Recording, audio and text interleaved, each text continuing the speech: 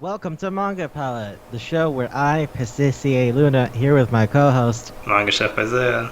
watch, read, and/or play a thing and talk about it. And I'm really excited about this episode. Manga Chef Isaiah went for a pretty weird choice on this one, and I'm happy about it. Because we make weird choices. Yeah, it's not new for us, but I mean, we already did a fan fiction for God's sake. But still, this was like, ooh, we're gonna do that? Yeah. Tell them what it is. So today's episode is going to be on the Twilight Zone. But not the whole show, because that would take forever? No, we really minimize it to just one episode. Yeah. But it's my favorite episode. Yeah. What's it called? 5 characters try to escape. I think. That's not what it's called. 5 characters in search of an exit. 5 characters in search of an exit. Okay. Thank you for trying. That's all I can ask from you. Thank you for trying. Yeah, so it's the episode from the 3rd season of The Twilight Zone, the original run with mostly Rod Serling's teleplay writing. He wrote most of that show. But anyway, it's the 79th, sequentially, but it's the 3rd season, episode 14. It originally aired on December 22nd, 1961, and that date is kind of important. I'm going to read you the opening narration. It's the thing that Rod Serling does at the beginning of every goddamn episode. And I really want to get into it. There's only 5 actors. That's it. I mean, I guess technically there's 2 others, but they don't really matter.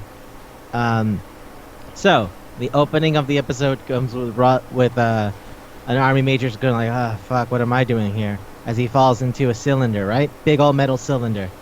There's a homeless guy, a ballet dancer, a bagpipe player, and a clown. And they're all just kind of like hanging out. And they're like, And then Rod Serling comes in and goes, clown, hobo, ballet dancer, bagpiper, and an army major. A collection of question marks. 5 improbable entities stuck together into a pit of darkness. No logic, no reason, no explanation. Just a prolonged nightmare in which fear, loneliness, and the unexplainable walk hand in hand through the shadows. In a moment, we'll start collecting clues as to the whys, the whats, and the wheres. We will not end the nightmare. We will only explain it. It's the Twilight Zone. And then it goes, da-da-da-da! I fucking love that shit. I love that shit so much. Yeah, that was good. I like the way he narrates it, like, you don't know what's gonna happen. I don't know what's gonna happen. We're not gonna really explain. Well, we're gonna explain it to you, but it's still gonna be. We're gonna explain why we're here, but that's it. That's all I'm giving you. So it's a reference to 2 things, and if you know the references, then it actually makes a lot more sense for how it ends. Which is probably why this is one of my favorite episodes. It's not a particularly amazing one as far as like social commentary in the Twilight Zone is concerned, because some of them like they really make you think, about like yourself and society and shit like that. Like the episode that comes right after this is Equality of Mercy, right? Which is like a whole thing about Equality of Mercy. That's the name of the episode. Huh. And that one's about a guy who's like reliving the World War II, but like from the perspective of the people that he killed. Oh, that's weird. Yeah, like he's fighting in World War II, and some guy's like, "Hey, we're gonna go fight the Japanese." He's like, "Just don't go nuts." He's like, "I'm gonna kill all those fucking bastards." And it's like, man, look, relax, all right? Like they're just like us. He's like, "No, they're not. They're dirty Japanese. We're gonna kill them." And then he goes to sleep, and he wakes up, and he's in the same exact position, except this time he's a Japanese soldier. So that way, when he actually has to go to fight the guys, he goes, "Yeah, I'm not so crazy about just randomly murdering people anymore. I don't feel good about this." See, that's like a real thing. Mm-hmm. It's like social commentary on people who are willing to indulge themselves and blind themselves to the humanity of others in things like war, which is why the Geneva Convention exists and stuff like that. 5 characters in search of an exit, though, is existentialist, and that's kind of more my thing, where it's less about like concrete things and more just about existence as a whole. So it's a reference to 2 things. There's an Italian play called 6 Characters in Search of an Author. 6 personaggi in cerca dell'autore.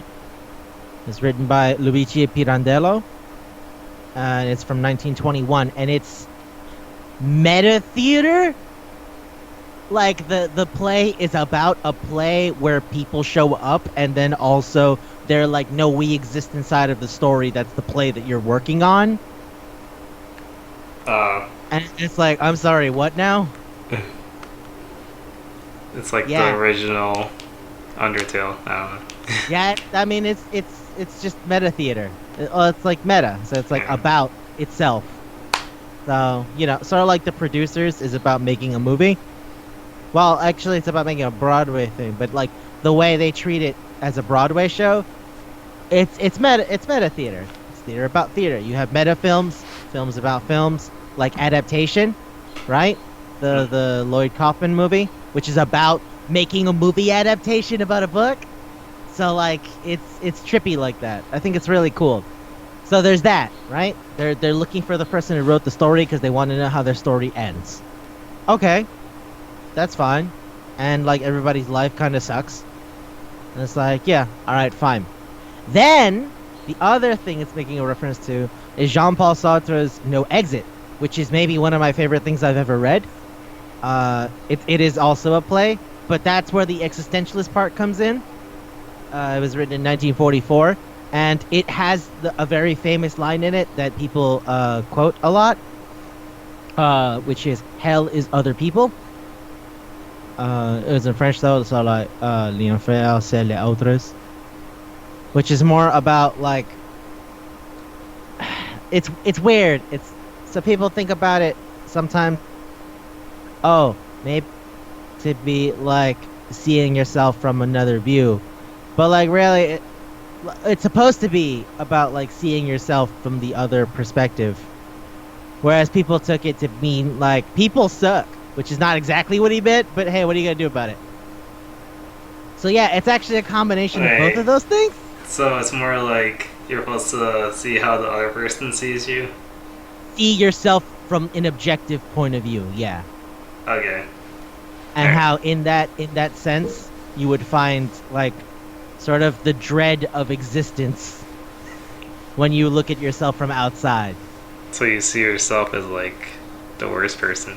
No, as meaningless, because you're just a person in the grand expanse of the universe. Yeah, that's what I mean. That's existential. It's like out there. It's like really, really think as far out as you possibly can, and then suddenly start falling apart because of that. So gotta think back in. Yeah, you go like, no, I gotta stop doing that. It's starting to scare me. It's like, haha, I'm enjoying this popsicle. Somewhere a woman is being sold into sexual slavery because she needs to feed her family. And I'm like, I just want to focus on this ice cream, man. Like, it's terrifying. The world is terrifying. Which is kind of what No Exit is about. It's like they're these people that are trapped in the afterlife, but they're just locked in a room and they're just kind of hanging out and waiting, and they don't know what they're waiting for. So yeah, so it's like Joseph, Inez, and Estelle. And Estelle is like, I don't know, kind of like a rich, bitchy lady. And Inez is a lesbian lady who ended up tearing apart a relationship. And she's like, should feel bad about the murder, but like, it's mostly people talking about what it means to be human through the way that they live.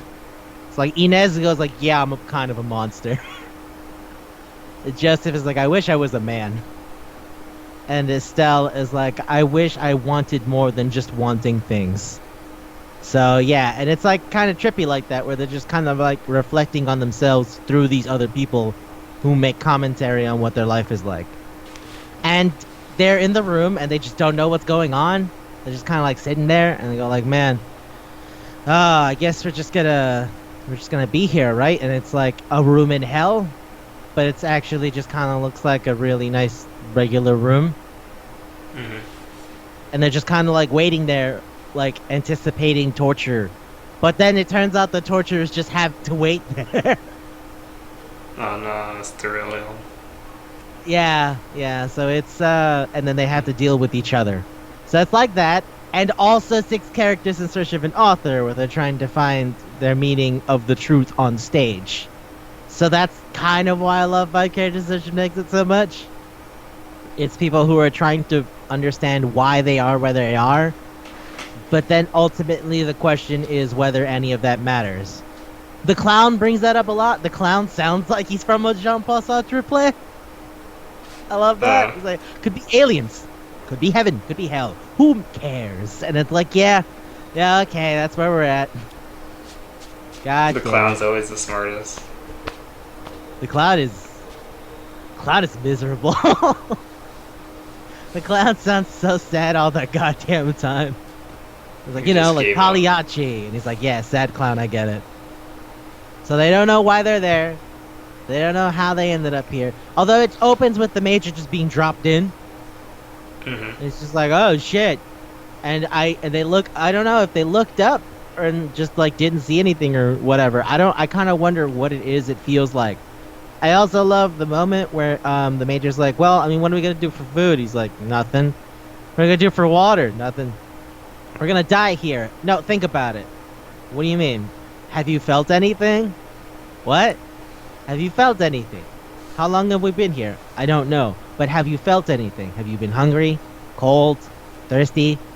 He's like, well, no, but I'm probably just, like, dealing with shock right now. I was like, no, we've all been here for forever. We've never felt anything. We're just kind of here now. So, yeah. It's fucking heavy. It's weirdly more about being human than it is about any, like, specific thing, part of the human experience. And I think that's one of the most fun episodes ever. I can get why a lot of people are like, this isn't that great. Especially with the way it ends. When it ends, it's just kind of like, okay. Well, shit. Oh, are we spoiling it? No, I'm just saying. When it ends? Yeah, but I mean, like, when it ends, is there anything about that changes anything? No. Well, I mean, you could say, well, does being human even matter at that point? But then, like, I don't know. They're like an image of humanity, right? They're like what people are supposed to be, right? Yeah. I'm trying to remember what it is. Is it the Platonic Ideal? I think it's the Platonic Ideal. I think Plato is the one that talked about it. Where it's like, everything that exists is a version of something else that exists. Truth is only an abstraction. There's like a pure thing, but then there's like something that exists from it, which is the thing that we have.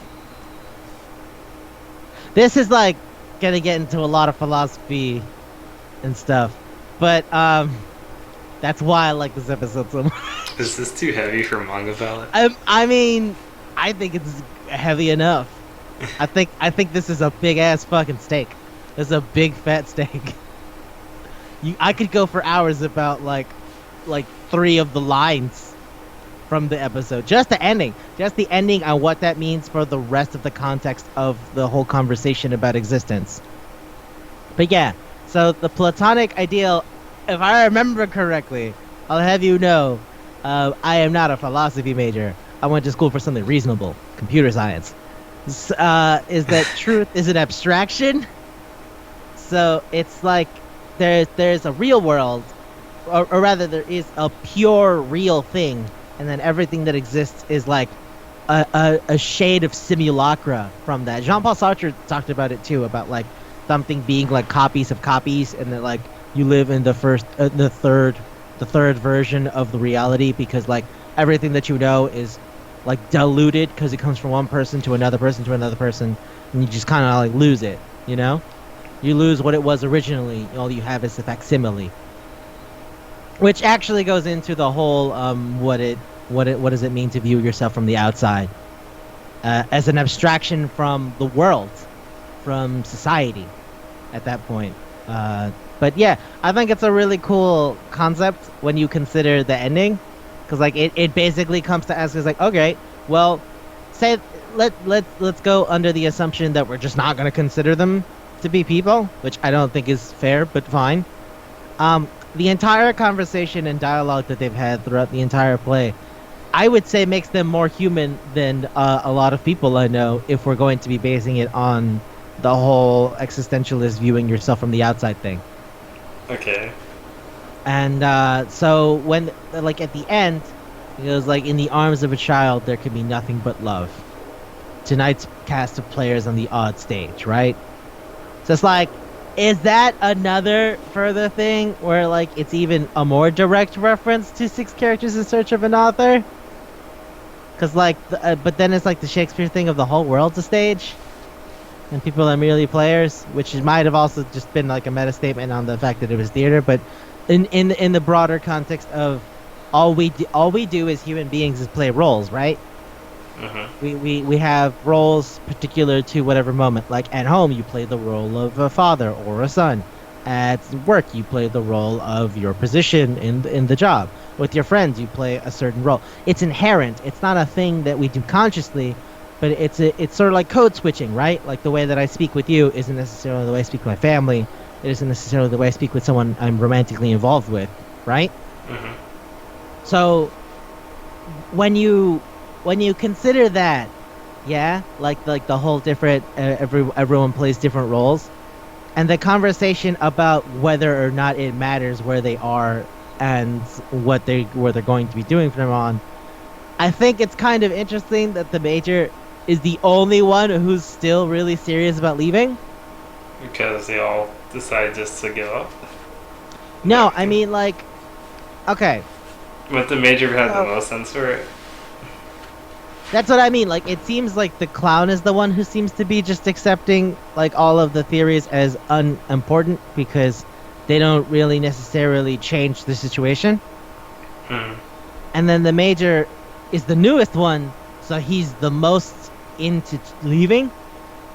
And when he leaves, he comes back anyway. And I remember the ballerina, right? Like, you say he gets to the top and like, what do you see? And he's like, oh my god, what do you see? And then he falls over. Right? And then the ballerina goes, he's out. Do you think he'll come back for us? And then the clown goes, he'll come back, but it won't be to get us help. So did he already, like, know what was outside? I think that's what I mean. I think he's, like, just abstracted it as, like, no, I don't think you can escape from this. I think even if you try to escape, the state of being as our lives are, or where we exist concurrently, is just to wait things out. You just have to wait and hope something will change.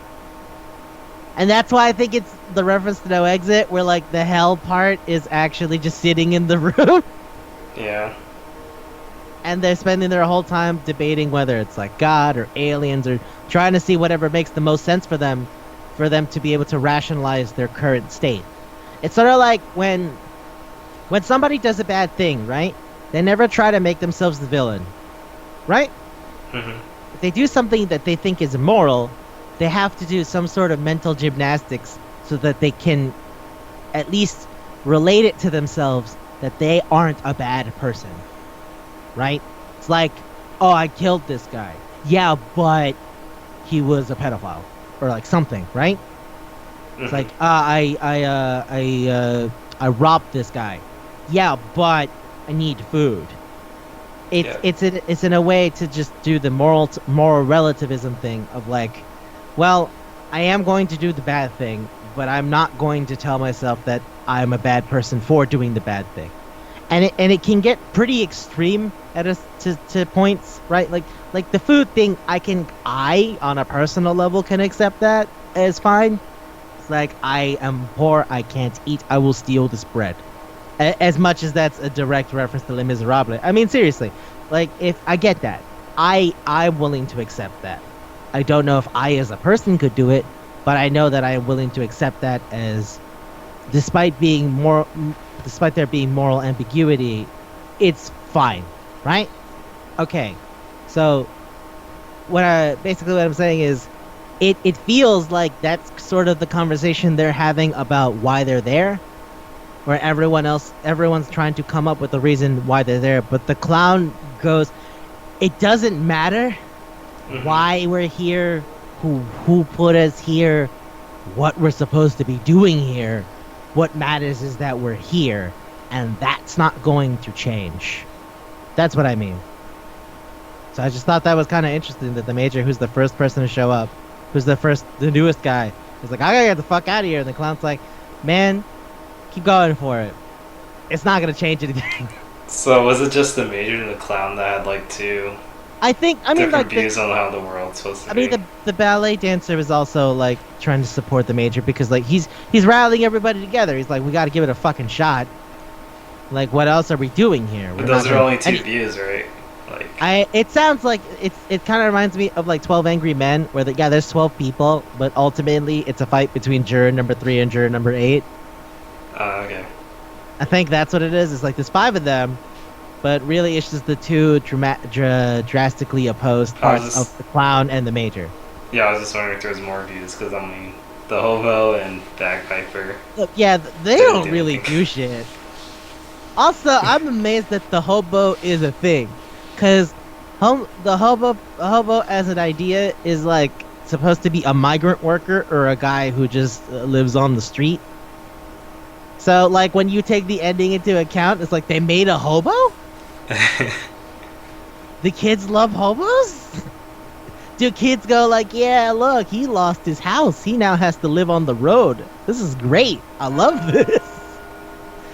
I can buy the Major, I can buy the Clown and the ballet dancer, but I don't understand the hobo. I legitimately don't understand the hobo as an archetype. I guess kids love having hobos. Kids love being impoverished vagrants. Yeah. Like, yeah, Hoovervilles. That's what I wanted. That's what I want from my life. If you get all the hobos together and just live in like a hobo. Yeah, town. just a shanty town. Hooverville. Great. Move on down to Jersey. And just eat up the shore. But, yeah. So, I guess my question is there anything about the episode that you want to talk about? Well, why was the ballet dancer crying at the... Or like a tear, but probably crying. Okay, the crying bit, Mm-hmm. I think it's because, or at least from my understanding, the Clown got proven right on that one. Because the Major comes back, but it just kind of stays there. And it's like, yep, we're here now. At least we're here together. It feels to me that like the ballet dancer is looking for hope through the Major, like going, yeah, we can do something about this. Right? But then the Clown, who's like broken down and just going like, I don't fucking care anymore, is like very literally proven like, yep, I told you he's gonna come back, but not because he wanted to. We're just here now. And she's just like, fuck. Yeah. Yeah. It is. That's what I thought it was, but yeah, I guess there's nothing deeper in that. Just like, fuck, we have to stay here forever. Well, not forever, maybe. At least not based on what the ending is. Hey everybody, this is Pasticia Luna. I'm editing this one, so if you would like to avoid spoilers for the end of the episode, please jump to 2541. Alright. So yeah, in the end they're fucking toys. Yeah. And the bell noise was someone trying to get attention.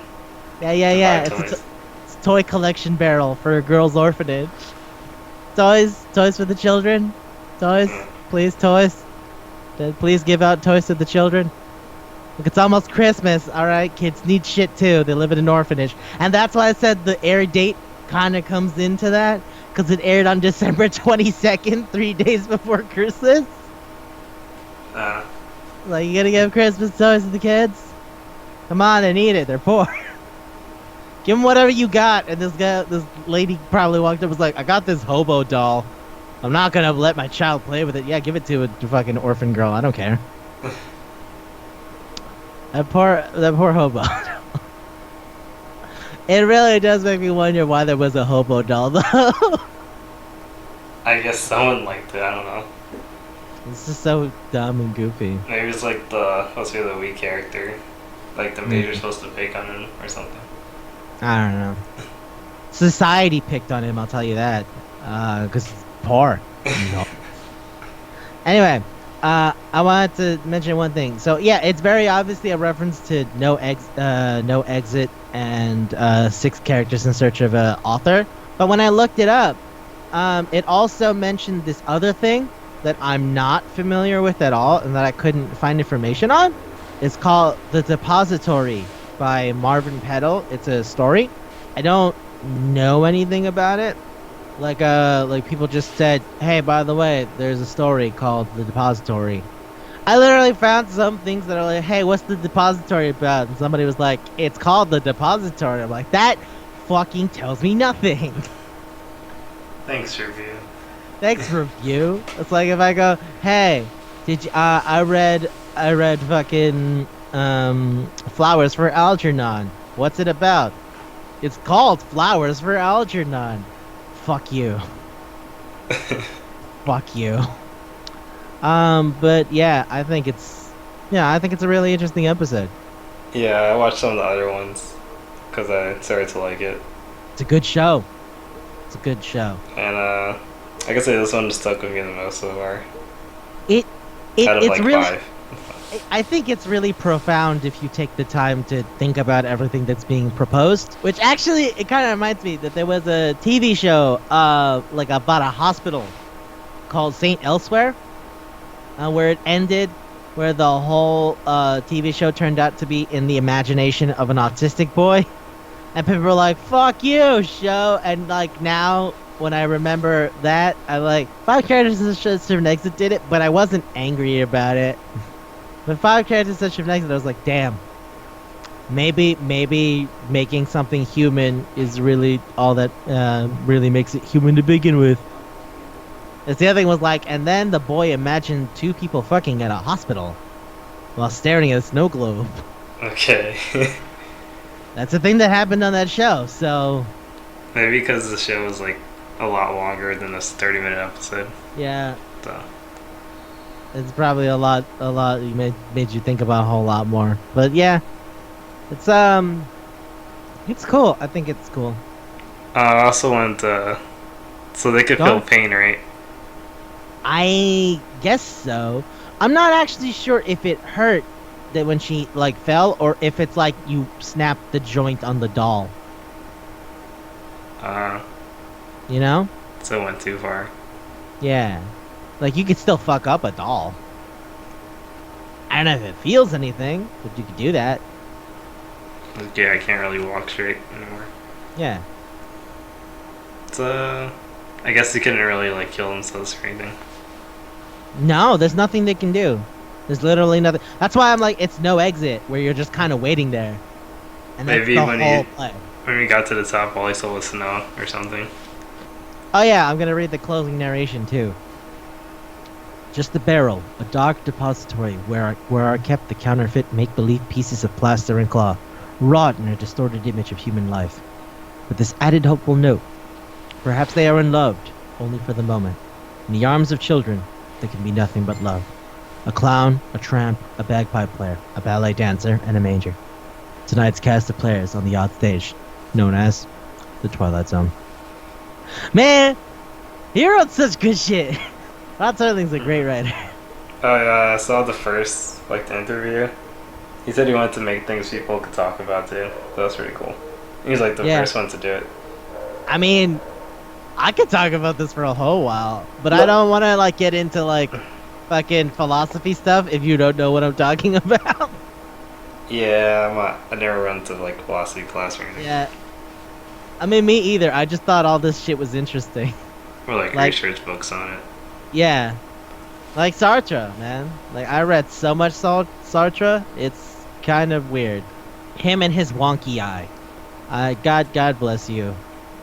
He wrote a book called Existentialism is a Humanism, which is about, like, existentialism is part of finally advancing to the next stage of humanity. I'm like, damn. Oh, God, is that what it means? They're just like, life is hell. Goodbye. Or Black Orpheus. Black Orpheus is another book that's like, holy shit, okay. Wow. Wow, this is trippy. I feel like it gets too depressing if you just read it. I and thinking about it too long. I think thinking about anything can depress you. Like, period. Which is a problem that I have, period. Did I say that twice? I did say that You twice. said period twice. I did. Fantastic. Anyway, what? What is it? You said fantastic, but okay. Yeah, what's weird about me saying a word? The way you said it was like, I thought you were gonna Shut stop up. trying to say it. Shut like up. Shut up. Shut up. I didn't think about it. I just said the word. That. So it's like a triple. Yeah. Anyway. But then again, you would have to know who I am to recognize what I mean when I say that, huh? Can I just say, I think it's really interesting that you were like, let's just do one episode, and then we decided to go with my favorite episode? Well, I didn't know what to pick. Oh, man. Dude, you could pick any single one, and it would be great. Like, the Well, I'd rather thought, do something with both. Oh, I both know we'll have fun talking about. So. like, nah, just what I mean. Like, this show is so fucking good. Man. I like the one where, I guess we could talk about too, since What? it's okay. Which The other one where the guy was, in, what was that place called? He was lonely. He was just by himself. I think it was one of the first ones. Oh, is it King 9 Will Not Return? The one where he's in an empty town? Yeah, it was just an empty town. With a diner, it was mannequin. No, wait, that's not King 9. Is that... No, it's not Nervous Man in a $4 room. Those are the second season. Where is everybody? Literally the first episode? Yeah. Literally the first episode? Yeah. Alright, let's talk about Where is Everybody. I feel that they're both pretty much fucking stakes. Mostly because of Where is Everybody being like kind of reminding me of what it feels to be alone even if you're surrounded by people. So, alright, so it is, the place is here, the time is now, the journey into the shadows that we're about to watch could be our journey, right? So he's alone, and he's kind of freaking out because he doesn't remember who he is or where he is, right? Goes into the diner, he sees like everything still going on, but he's still alone, and he's looking for people, and it's kind of just him like freaking out as he moves around and stuff, right? The longer he keeps going, the more eerie being alone feels. And then in the end, it's an isolation booth, right? Yeah. So it's a sensory deprivation chamber, right? You mean like the by characters in search of exit? No, I mean him as a person. He's put into essentially a sensory deprivation chamber. He's just actually so alone, he went nuts. Yeah. Right? It's like the white room. Whatever. Yeah. It's just empty, and then he ends up going fucking nuts. And that's actually what people talk about when they have conversations about solitary confinement in prisons. See, the thing is, when you're completely alone and you're only left with without any sense of perception or real human contact, humans are social animals. It actually fucks up your head. You can't tell how long it's been. Your perception of time skews. You grow like with a lot more anxiety, especially if you have like certain comforts, but not enough to necessitate what someone would consider a regular day-to-day thing. If you really think about it, there is almost no time where people don't interact with someone else in any way. That's not a thing we can do. Like, everybody either reads shit online, talks to people online. Right now we're recording this through the internet, right? We meet each other a few times a week to play our games. And at work and even at home, you have phones, you have like so many ways to remain connected to other people, right? To be forcefully isolated is not a state people are supposed to be. And given that he doesn't know why he's there or how he got there, it makes it feel a little more claustrophobic in that sense. Because it's like, am I here for a reason? Is everyone gone because something happened and I'm the only one who doesn't know? How did I get here? This is not my beautiful house. This is not my beautiful life. God damn it, I hate myself for that. God. My point is sensory deprivation. And that's why, like, when people do, like, space travel and shit like that, they give them stuff to, like, communicate or at least have the feeling of interacting with something. Like, if you ever see people who end up, like, stranded for long distances, they'll, like, make up stuff to give themselves companionship because humans are just inherently social. I don't know how that happened. You look at primates are also all really social, like all the hominids. So it also might have to do something to do with the fact that we do really good in numbers. Humans rock Mother Nature in numbers. It's like, oh shit, it's crocodile. Yeah, well, there's 15 of us with sharp sticks. That motherfucker's gonna die. Like, yeah, you might have gotten Terrence, but you're not gonna get me and Jimmy. I don't know why, but yeah, there's something about people that have a need to interact with others. And I'm not saying that there's never a moment when you, like, want to be alone. That depends on the person. Some people sometimes prefer to be alone. But to be completely without human contact, to any extent, or even have the liberty of feeling like something is alive, you know? Like in nature. Like, you could, like, fucking just watch animals, and you would still feel a sense of, like, living, right? Mm-hmm. He didn't have any of that. It was empty. Like, truly and completely empty. It was like, it was big, right? There was a bunch of buildings and stuff, but it didn't really matter, right? That's not what bothered him. What bothered him was having nothing. And then you see him getting really hyped over the phone call. Yeah, because he thinks, there's a person. Yeah. Also, when he thought he saw those mannequins. Yeah, I thought that was a person. It was like, oh shit, oh thank God, somebody's here. I was like, it's a mannequin. I was like, I hate this. I also love that fucking, the books. They're like, the last man on Earth, haha. Like, wow, his brain loves to fuck with him. Because it's all a hallucination. Mm-hmm. So it's not even like they put him in an empty town to like watch him, observe him, see what happens. No, that's his brain just fucking going nuts now that he's truly alone. And I think the worst part of it is that so they take him out on the stretcher, right? Mm-hmm. And then the general goes like, "Holy shit, yeah, this isn't gonna work because if we do send him to the moon, which is what this whole thing is for, he's like." Next time he really will be alone. And this does not bode well. And he's just like, I don't want to go way up there. I don't want to go away up there. It's just gone. Yeah, I think that's a surprisingly scary thing that like you don't really know. To be super alone. To be like truly alone. Because there's like times where you feel alone, right? Mm-hmm. And there's times where you are physically alone, like say everyone in your house steps out for the day, but you still have the convenience of like, the internet. Yeah. You could talk to people on a forum without ever actually saying a word. You could like lurk. You can feel vibrance, life, without having to directly interact with anything. Mm-hmm. So imagine abstracting all of that for an indefinite period.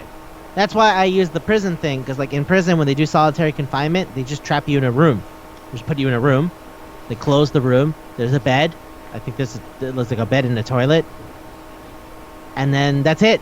There's no wall. There's no windows. There's no nothing. You can't tell how long it's been. You can't tell anything. The person who comes to give you food opens the slot, gives you food. That's it. They don't talk to you. They don't look at you. They don't even acknowledge you. You can't even see them. Because that's kind of the point. The point of solitary confinement is for you to like be stuck with yourself and to like have to think about whatever you did to put you in solitary. But it's truly damaging to the human psyche to be that isolated. There's some people who do like sensory deprivation for like brief periods of time to test out like where their mind goes when they like completely relax. You know, it's like a kind of it's like a kind of meditation. And short-term sensory deprivation is really relaxing. But in extended amounts, it legitimately does cause anxiety, hallucinations, depression. Some people can feel their senses go away, like just slightly, because they just start losing what it means to be alive. It's fucking weird, man. Humans are weird. You can brainwash people through that. That's how they like brainwash people sometimes, using sensory deprivation. Like this guy who was working. He didn't really choose. He didn't have a choice in the matter. He was, do you remember Saddam Hussein, the dictator? Mm-hmm. So he had a son who was a goddamn monster, Uday. Uday Hussein was like the most terrifying man in that entire country. There was like, so he had this guy, whose name was something Latif. I can't remember it right now. But like, so yeah. So Latif he kind of looks like Uday. So they were like, okay. So Uday goes, hey, here's what I'm going to do. I need you to like get surgery to look exactly like me. So that way I won't get murdered because people want to kill me. And like Latif was like, I don't really want to do that. But then they trapped him in a tiny room with only red lights. And they just left him there for days. And if they took him out, it was to beat him and then throw him back in there. And at the end of it, Latif was like, yeah, I'll do it. But most of the time, it was just leaving him in there, like with blinding red light. So even if he closed his eyes, it hurt. You could really fuck somebody up like that, man. I guess he's dead now. Latif or Uday? Uday's super dead. Oh, Latif. I don't know. Latif left. Latif escaped. Legitimately, there's an episode about a TV show. I don't remember what season or whatever the fuck. I didn't really watch it consistently. This is a show called Locked Up Abroad, right? It was talking about people who were arrested in other countries and how like sometimes other countries can be really fucking terrifying. Their prison systems. Yeah. Usually it was like tried to smuggle cocaine out of fucking Africa, and then bam, I got sent to African jail. Which is like fucking nuts. But yeah, there was one about Uday and Latif. I actually kind of want to know what his name is now. I'm looking it up. Live research. Hold on. Okay. His name was Latif Yahya. And he writes now, and he's fine. He's living here in the States now. They like killed his dad and shit. Like it was a real rough time out there. So after they made him look like a person, made him look like Uday, he ended up escaping by... This is weird, but like, okay, so he looks exactly like Uday, right? And Uday's like, hey, Latif, I need to talk to you. He's like, Uday's carrying a pipe. He's gonna beat me to death. I'm getting the fuck out of here. So he pieces out, and he gets into a car, and he drives away, and he gets to like the border with Turkey. And he was like, hey, I need to get out of here. And then he's like, and then the guy's like, who are you? And then he looks at him, and then he goes, so I put in everything I had learned in pretending to be Uday, gave in some shit, and drove into Turkey. And he was like, I'm sorry, Mr. Hussein. Blah, blah. And then he just drove into freedom. I was like, good for you, Latif. Good for you. Sorry. Yeah. And then the episode of Locked Up Abroad, like, it shows him drive, like, it's dramatizations, right? Like, actors to pretend. Yeah. Say the dramatization of him driving with like the sunglasses like all sweaty. Like, fuck. Oh god. If he catches me, he's gonna kill me and like rape my sister, and he's a monster. That man's a monster. He told a story about how like this couple was getting married, and then Uday was like, hey, I like her. I was like, what? And he just dragged the lady to a hotel room after shooting her husband and repeatedly raped her for 2 days. And Latif was told to just sit outside the door and wait. And then she committed suicide immediately. And that's why Latif was like, I can't do this. I can't keep doing this. He's going to go nuts and just kill me one of these days. He's a crazy person. And I mean, his dad ran the country. Nobody was going to stop Uday. So yeah, he was a huge monster. But yeah, there's the dramatization of like Latif driving, like, oh fuck. And then he gets to the door, he just gets real cool, puts on sunglasses, and goes like, yeah, I'm out. And they go, and let him leave because they're like, yeah, no, we're gonna stop Uday Hussein. He's a goddamn monster. People have also like, man, it's crazy. Like sensory deprivation really ruins people. And I think it's an interesting conversation that people have. And it's weird that like the episode "Where Is Everybody," which is like over, what? Like we're in 2020 basically, right? Yeah. We're actually, well, all right, we're directly in 2019. This came out in '59, so it's been straight up 60 years. It's been 60 years, and still like gives us feelings. Still relevant, Yeah. still relevant, still terrifying, and it's pretty crazy. And the closing narration was the barrier of loneliness, the palpable, desperate need of the human animal to be with his fellow man, up there in the vastness of space. In the void that is the sky, up there is an enemy, known as isolation. It sits there in the stars waiting with patience of eons, forever waiting, in the Twilight Zone. He always comes back to the Twilight Zone. I mean, that's where we're at, man. We're in the Twilight Zone. He's literally saying, like, here's some really wild shit that's the Twilight Zone, but the Twilight Zone reflects the real world we live in somewhere. Yeah, it's like an alternate reality. Yeah. So, you know. And by the way, the guy who played the Mike, was his name Mike? Yeah, his name was Mike. Yeah, the guy who played Mike was Earl Holliman. He does like animal activism, and he also did songs. And before the Twilight Zone, he did westerns, like a lot of westerns. He had a Golden Globe. The man won a Golden Globe. Nice. And then he did the episode of Twilight Zone, and like that, and it really shows he's a good actor. Yeah, he is. It's like the part where he locked the door in the phone booth. Well, he didn't even lock the door. He just lost it. Yeah, he just fucking like because he didn't know to push it. Yeah, he just goes nuts. He's like, what the fuck? And it's really nuts. It's really funny, guys. Yeah, it was good. It's real good work. So yeah, I guess we accidentally did 2 episodes. But they're both, like, literally, I'm serious. I could talk about any episode of this show. Even the really dumb ones can be, like, really funny because they're dumb. Like, there's one, I can't remember what it's called, but there's a guy literally haunted by a fucking slot machine. Okay. That's kind of it. I think the episode is supposed to be, like, gambling is bad. And I don't think that's one where Rod wrote it, because there are some episodes that Rod didn't write. He wrote the majority, but not all of them. Like, I think season 4 is mostly Charles Beaumont. I think season 4 is mostly Charles Beaumont's writing. So yeah, like, it's possible that like that's a really dumb one Rod didn't write himself. But it's so weird. The episode is like, hey, gambling bad.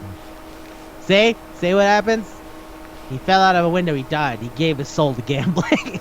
I was like, okay. Sure. People still gamble anyway. I'll be honest with you. I think this entire series, no matter what episode we pick, is a beef Wellington. Wait. Before we do the food, okay. Should we explain what the food means?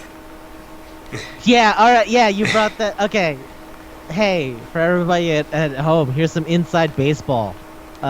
Before we recorded this, like a few days ago, Manga Chef Isaiah and I were talking, and he came to the realization, listening back to our episodes, we stopped explaining the analogy and just kind of go to it as though it's understood. Yeah. And I bet you guys don't watch from like the first episode. I'll tell you what.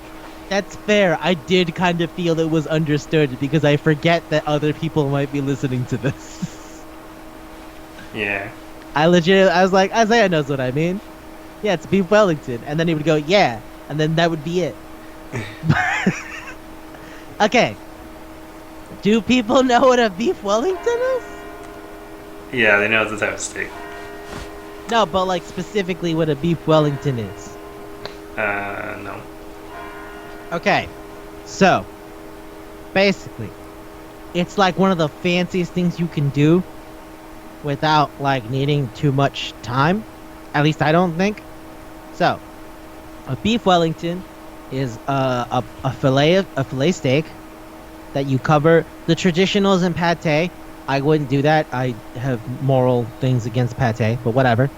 Um, and you use the pate so that you can shingle it, like cover it with even more meat. It usually goes with some form of like Italian dried meat, so like prosciutto, parma, stuff like that. Also some Dujo. I think that's what the thing is called. It's another sauce thing that helps like coagulate. It's like mushrooms, but like made into like a thin paste. It's really good. I like it. So yeah, like the duchelle and the pate will like make a casing around the steak, so that you can shingle and stick the puff pastry that goes on the outside, along with the prosciutto or Parma ham or whatever. And so yeah, the outside is puff pastry, which is delightful. It is so nice.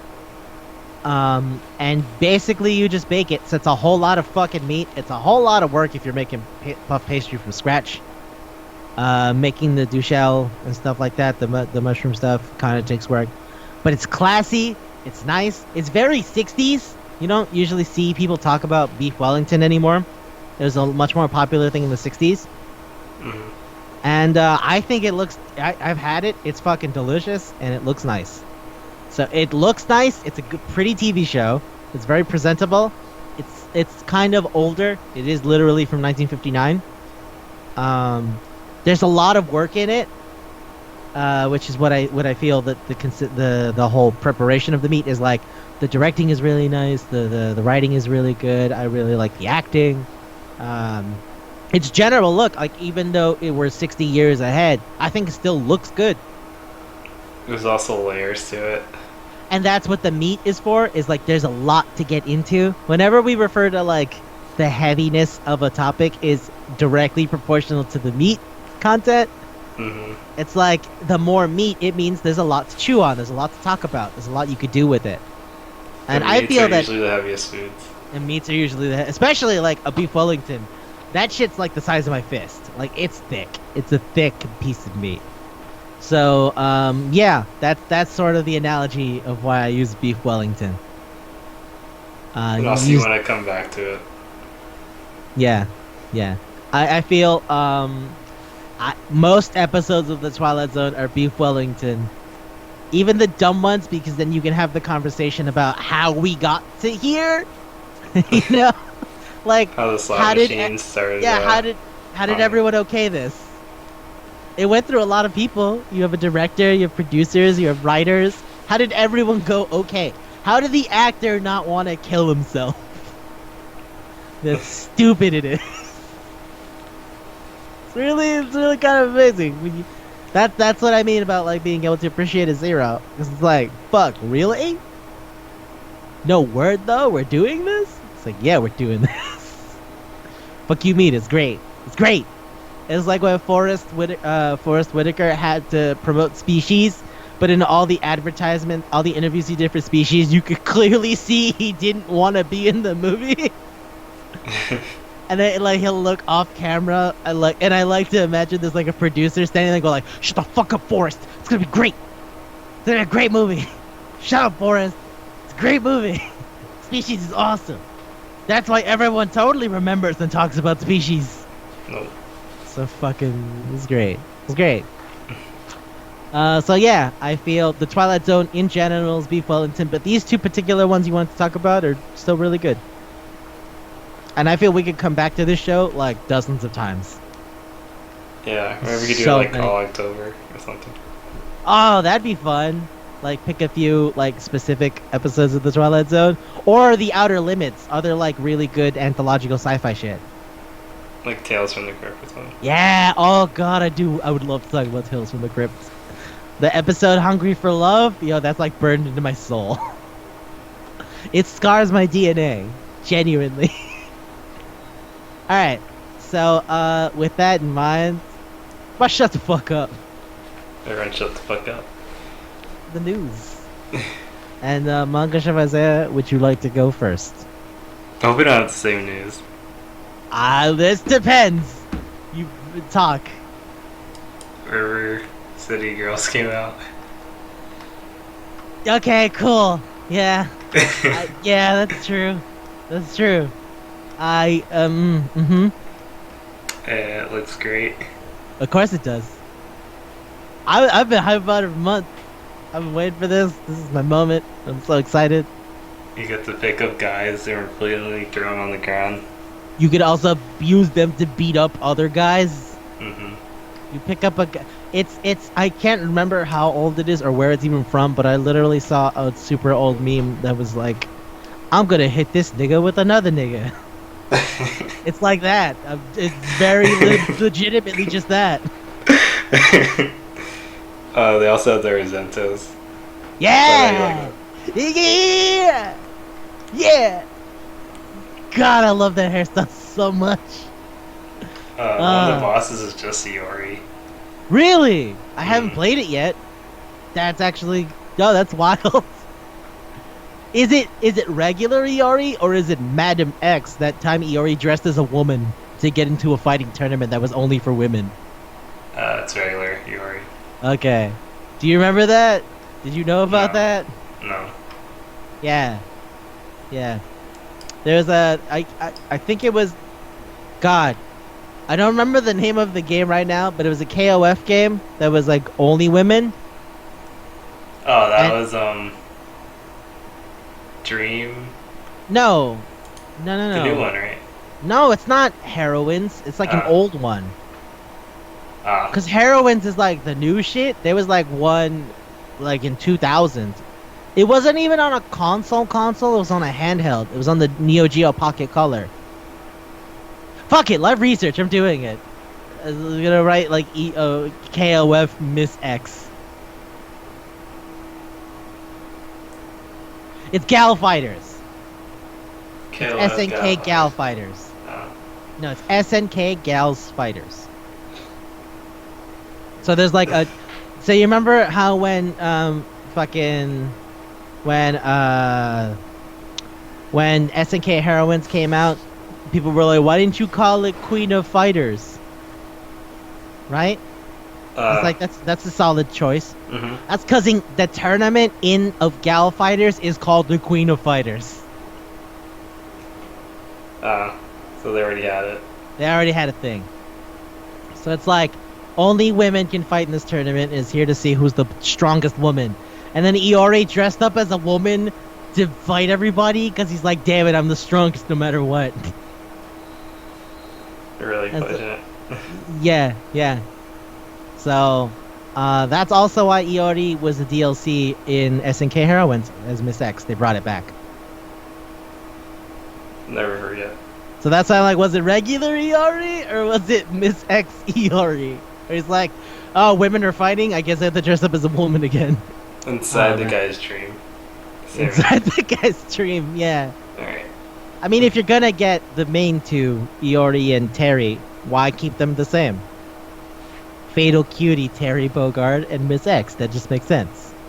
It just makes sense.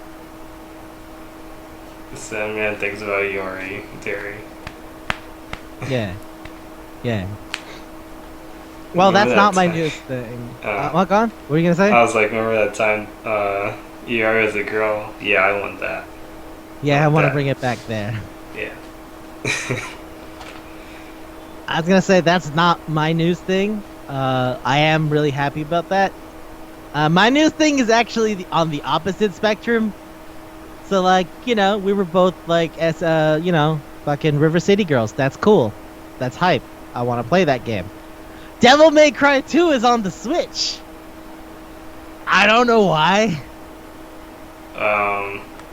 Is it better? No. It's just Devil May Cry 2. Okay. Why not 3? No, 2. Why not 3 though? Yeah, I know, but 2. Alright.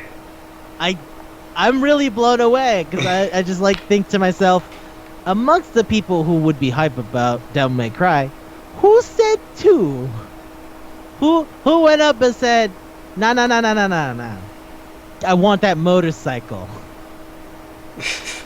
I need the motorcycle. Who? When? Why? Oh. Maybe So, it was yeah. easier to import. Maybe it's like a test before they import through or something. I don't know. It is kind of old, right? It's like 16 years old, 15 years old. Or maybe they're trying to make a package when 3 comes out. It's like get 2 and 3 for that feels stupid. Price. I would just buy 3. Oh, that's the scam. That's the scam. I like that. It's like you can buy like Devil May Cry 3 for $40, or you can buy 2 and 3 for $30. Like, fine, I guess I'll buy 2 and 3. Did I ever tell you how Devil May Cry 2 was the first Devil May Cry game I played? Yeah. Yeah. You I don't know really if I grinded it. Yeah, and I was like, okay. And then like I played 3, I was like, holy shit, yeah! But 2, I was like, alright. I don't hate this.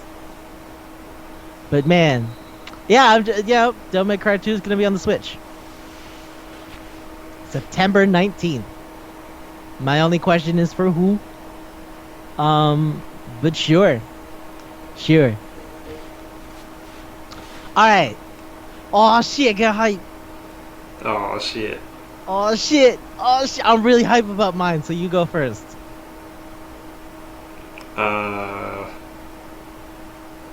What's that game called? What? Another VN from Spike Chunsoft. Zonky Zero? No, Zero the new Escape? one. The new one?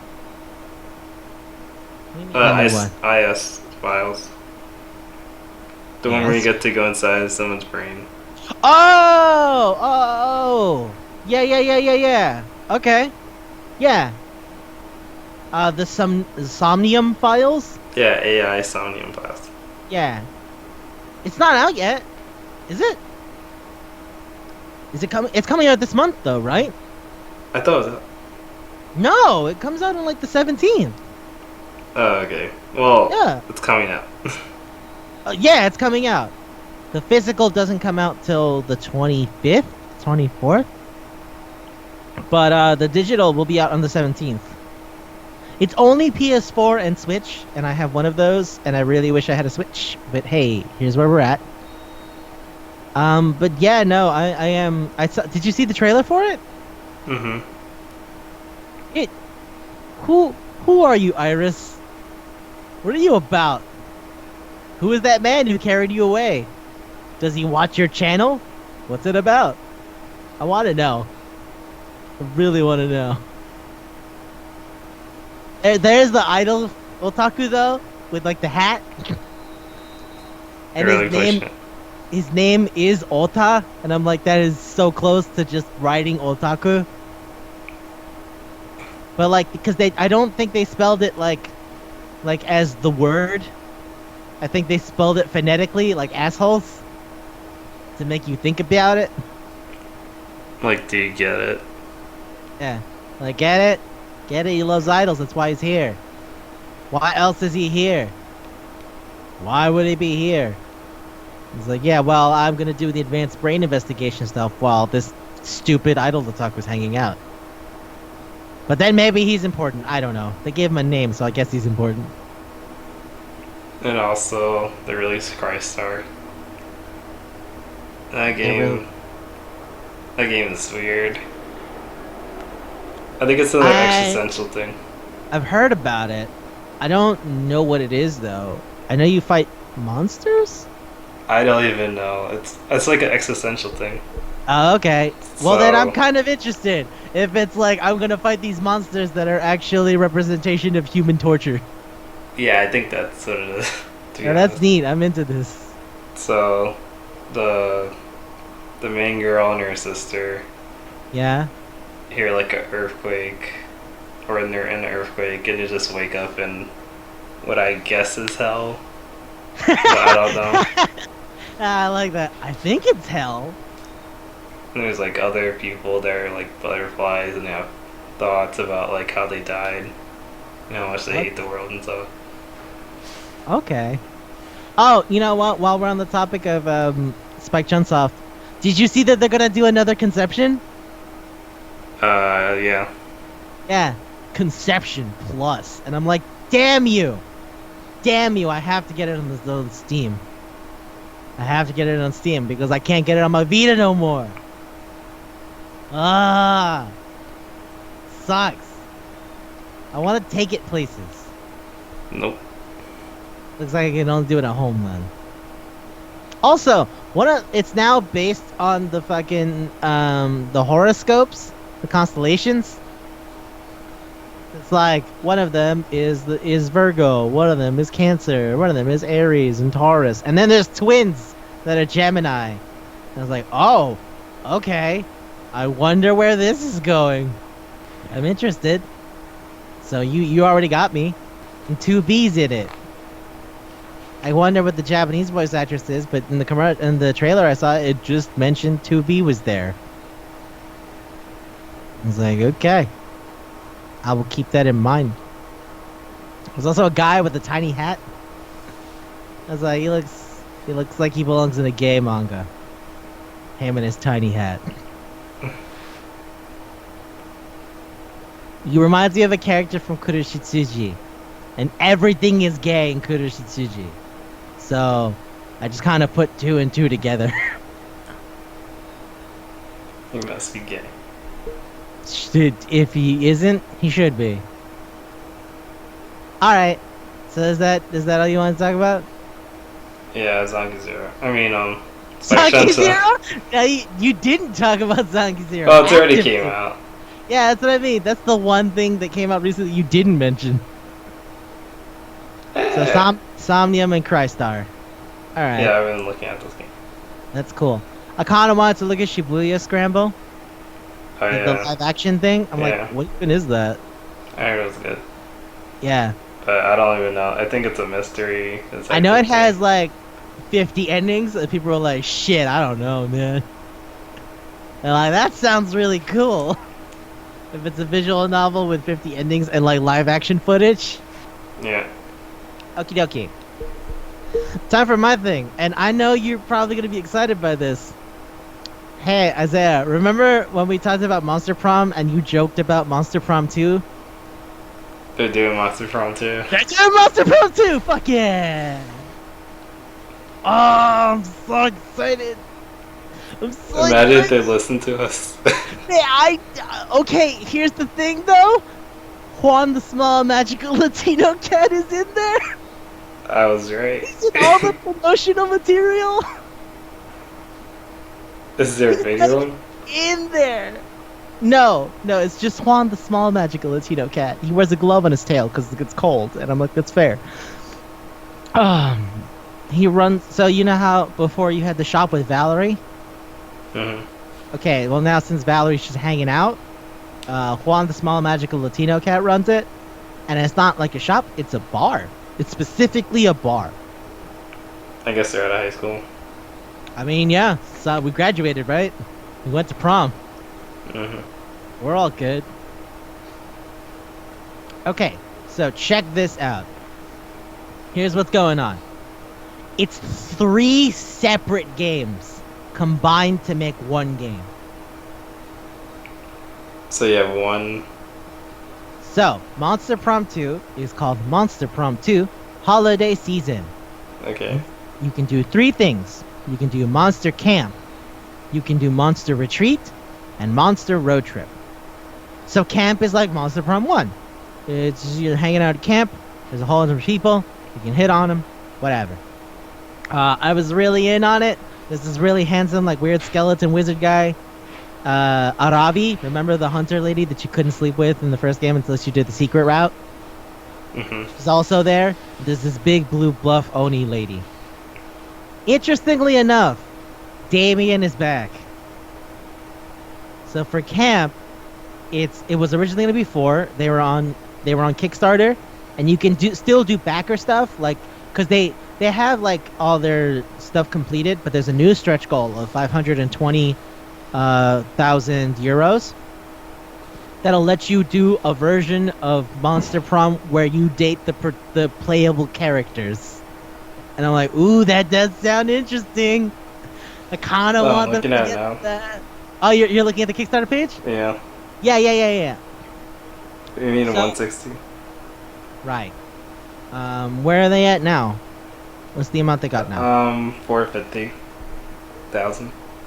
Okay. And No. They're at 535. That's their total amount right now.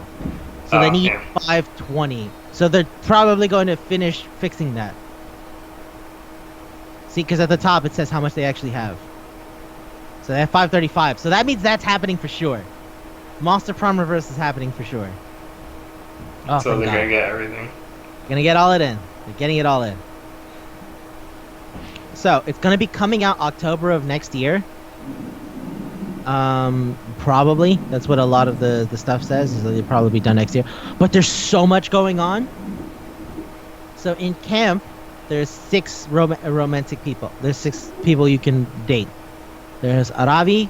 There's Joy, the leader of the witch gloves, the kind of like husky chick. There's a robot. It's just a robot. There's Damien. There's the wizard guy I was talking about.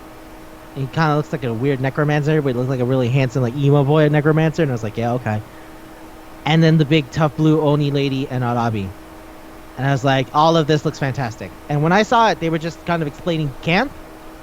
But it turns out there's 2 other parts to it now that I've looked at the Kickstarter and found the information of it. So, in Monster Camp, you have it's basically Monster Prom 1. We've already done that. So we know where that's at. That's pretty cool. I'm excited. I want to talk to Juan the Small Magical Latino Cat. I want to see what it's like. Juan the Small Magical Latino Cat. Maybe you can go on a date with Juan the Small Magical Latino Cat. We didn't shut up about him, and we were right not to. He is here now. He's here.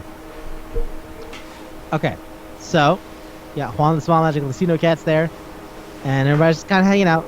It's like the lunchroom is campfire instead. You just 5 things to do. I imagine each of them give you stats and stuff. You can buy stuff to give dates. There's a whole bunch of people you can meet that like aren't major, just like the Prince of Outer Space. Remember the Prince of the Other Dimension? Yeah. Like he's there somewhere. There's a rumors system, which is going to be like weekend events, where you can sabotage other people. There's a log that they're working on, and I'm like, ooh, is it like an old school like VN log? Like, can it just scroll back for stuff? I don't know. Let's find out. And then there's just stories where you like go on whole adventure things, just like you could in one that was like 200 endings. There's a whole bunch of shit you could do. So then there's Monster Retreat, which is kind of like a Monster Prom, except it's not about romance. It's more about a war. A snowball war. I'm not kidding. A snowball war? Yeah, and there's a top-down tactical RPG thing for the snowball war. You have to recruit people for the snowball war. So, yeah. There's a plant man that they showed as for one of the you recruited Kale. And I'm like, oh, he looks nice. So yeah, basically, you went to a fucking ski village, and guess who went there? The rich people. So Miranda and Vera went to the ski resort. They're the ones with money. That's where they go. So you pick a side, and then you have to recruit people to be your allies for the snowball fight. And then it's just gonna be apparently there's supposed to be a whole bunch of stuff like that. And there's events to learn techniques, so the techniques can give you active and passive abilities for the snowball fight, because the snowball fight is actively very important. It's the whole thing. It's a top-down strategy game. So yeah, I'm interested to see where that goes. And then there's Monster Road Trip, which is Scott and Polly, the 2 people who do the least thinking, are like, what if we just drive? Let's just go. Let's go, man. Remember, they're the prank masters with the Z? Yeah. So yeah, that's why they're rolling out. And they're just driving. They're just fucking driving. And you have to basically make it so the road trip doesn't fall apart. Because God knows you can't rely on either of them to make any smart financial decisions. So you They have to are. like talk to people to make sure. Yep, you're They gonna be give you the right stopping stuff. around spaces. You're gonna be picking. You can pick up hitchhikers. There's gonna be secret destinations. You have to keep track of the gas, the food, money. Oh wait, what is that game called? What? That's just like that.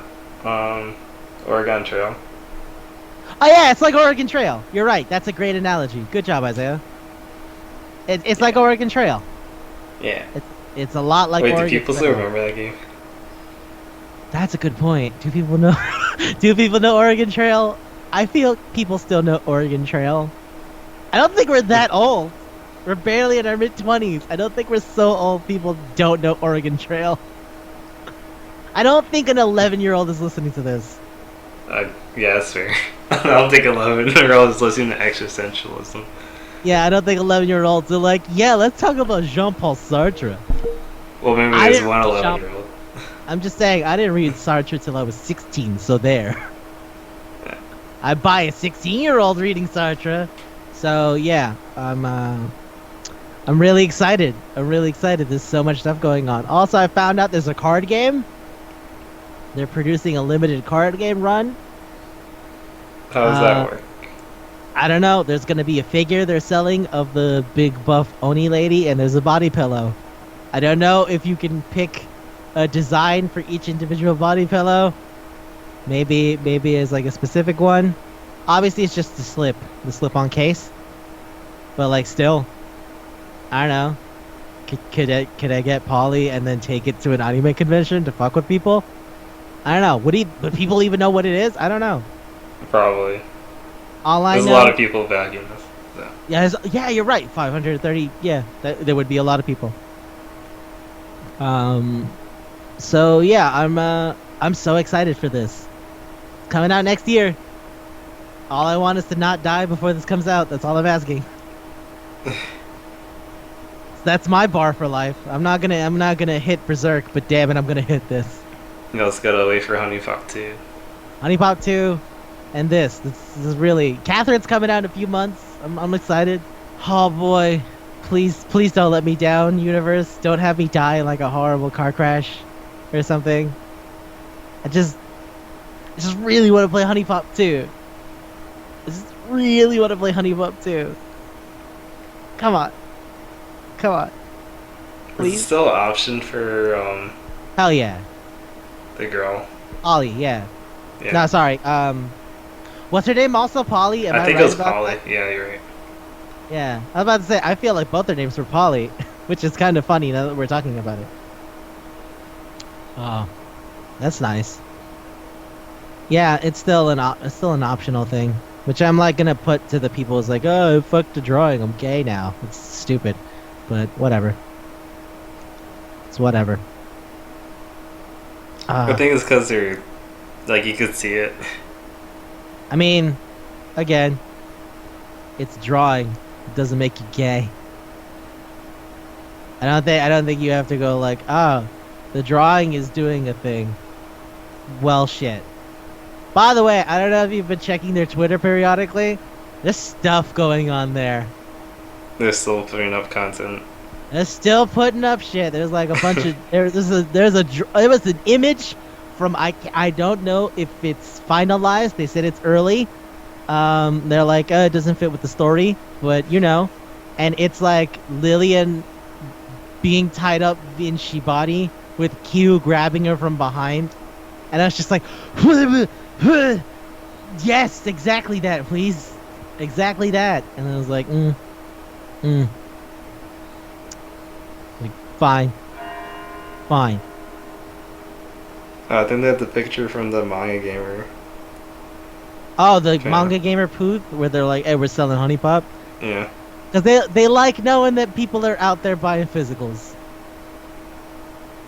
Also, who would be distributing it if not Manga Gamer? Good point. Yeah. Man, you remember that guy who drooled during the show? You know what makes me mad? I might not be able to go to the panel this year because I have to go with my nephew. Well, you could wait outside. No, but I mean, like, his mom is probably going to want him home before a certain hour. I thought he was just going Sunday. No, he's going the weekend. That's You what I mean. can Like, take the train that's why I was like, back. I can't take the. I was gonna go to the after party thing, Mm. but I can't because I have to go with him. And I'm like, fine. And that's why I'm like, Saturday, I'm gonna fuck. I'm staying all day. Sunday it closes at 5, so then that'll be that. It's Oh usually yeah, on we're talking about. Friday. Did I just realized we're talking about something still on the show. Oh. Oh yeah, we should probably end it. Yeah, you should end it right here. Alright, well, that's it for Manga That's it for my Palate. palette. Get hype about Monster Prime 2. Yeah. Okay, so if you're still listening, you guys get it. Try to see if you can figure out what convention we're talking about. All right. Thank you very much for listening, and goodbye.